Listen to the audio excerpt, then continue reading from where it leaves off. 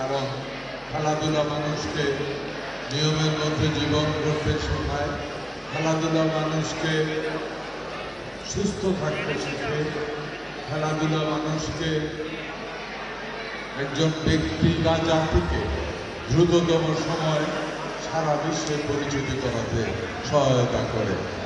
আপনারা যদি দেখেন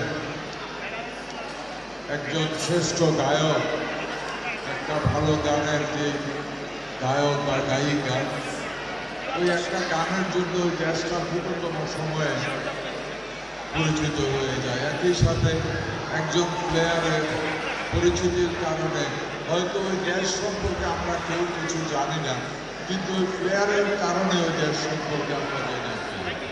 সুতরাং নতুন করে আবারও শুরু হলো। আমরা আশা করি এই পদ্ধতিতে, যে পদ্ধতিতে প্লেয়ার বাছাই করা শুরু করেছে, এখন থেকে প্রতিটি গ্রাম থেকে পর্যন্ত মেধাকে বাছাই করে উপরে নিয়ে যাওয়া হবে। একটা জিনিস স্পষ্ট, মাননীয় প্রধানমন্ত্রীর বক্তব্য উঠে এসেছে, এই মেধা যাচাইয়ে আমরা নিরপেক্ষতা 16 আনা মেনটেন করব। এখানে কোনো দলীয়করণ হবে না। অতীতে দলীয়করণ হয়েছে, যার জন্য সত্যিকার অর্থে মেধার বিকাশ ঘটেনি। আগামী দিনে গ্রামে গঞ্জেও অনেক মেধা জন্ম হয়, এদের বিকাশ ঘটে না।